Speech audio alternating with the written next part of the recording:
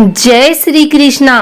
आइए सुनते हैं आज सोमवार के दिन भगवान शिव और चंद्रदेव की यह कथा। हिंदू धर्म में अनेक देवी देवता हैं। उन सभी देवी देवताओं में भोलेनाथ की वेशभूषा सबसे अलग और रहस्यमयी भी है। भगवान शंकर की वेशभूषा के पीछे अत्यंत गहरे अर्थ छिपे हुए हैं। शास्त्रों के अनुसार भगवान शंकर के वेशभूषा से जुड़े प्रतीकों के रहस्यों को जान लेने मात्र से ही मनुष्य को मोक्ष की प्राप्ति होती है। भगवान शंकर की वेशभूषा ऐसी है कि प्रत्येक धर्म का व्यक्ति उनमें अपना प्रतीक ढूंढ सकता है। शास्त्रों के अनुसार चंद्रदेव का विवाह दक्ष प्रजापति की 27 नक्षत्र कन्याओं के साथ संपन्न हुआ। इनमें चंद्र एवं रोहिणी बहुत सुंदर थे। इस कारण चंद्र का रोहिणी पर अधिक स्नेह था। यह देख शेष कन्याओं ने अपना दुख दक्ष प्रजापति के समक्ष प्रकट किया।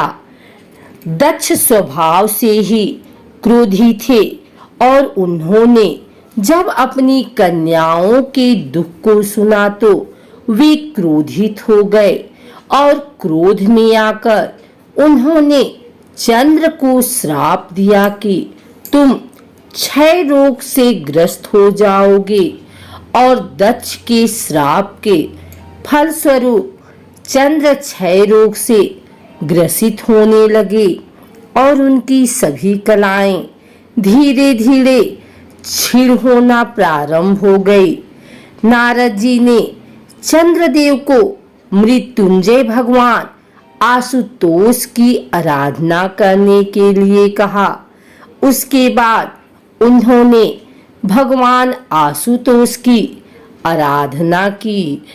चंद्रदेव जब अपनी अंतिम सांसें गिन रहे थे तब भगवान शिव प्रदोष काल में चंद्र को पुनर्जीवन का वरदान देकर चंद्र की अंतिम एक धारी को अपने मस्तक पर धारण कर लिया।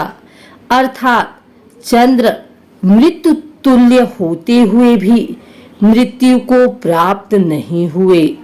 यह सब शिव जी के मस्तक पर धारण करने के कारण हुआ। पुनः धीरे धीरे चंद्रदेव स्वस्थ होने लगे और पूर्णमासी पर पूर्ण चंद्र के रूप में प्रकट हो गए।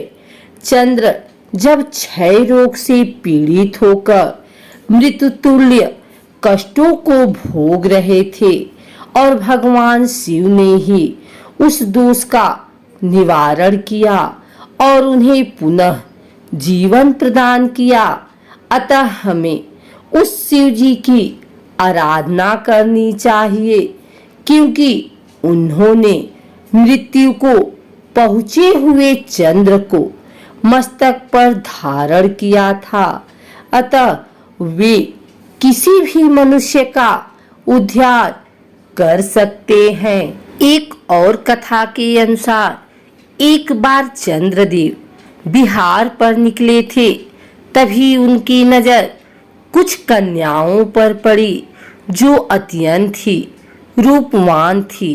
चंद्रदेव उनके प्रति मोहित हो गए और अपने वाहन से उतरकर वह कन्याओं के पास पहुंच गए। वहां पहुंचने पर पता चला कि सभी कन्याएं दक्ष प्रजापति की हैं। उनकी सबसे बड़ी पुत्री रोहिणी चंद्रदेव के पास पहुंची और उन्हें देखती ही रह गई। उसी क्षण उनके मन में चंद्रदेव से विवाह का ख्याल आया, लेकिन यही विचार उनकी अन्य बहनों के मन में भी आया। कथा के मुताबिक जब चंद्रदेव को यह बात पता चली तो वह दक्ष प्रजापति के पास पहुँचे और उनकी सभी 27 कन्याओं से विवाह का प्रस्ताव रखा। हालांकि तब भी दक्ष ने अपनी पुत्रियों को समझाने का प्रयास किया कि चंद्रमा चंचल प्रवृत्ति के हैं, उनके साथ विवाह करने का विचार ठीक नहीं है। लेकिन जब बेटियां नहीं मानी तो दक्ष ने सभी का विवाह चंद्रदेव से करवा दिया। हालांकि चंद्रमा सभी पत्नियों में रोहिणी पर विशेष स्नेह रखते थे।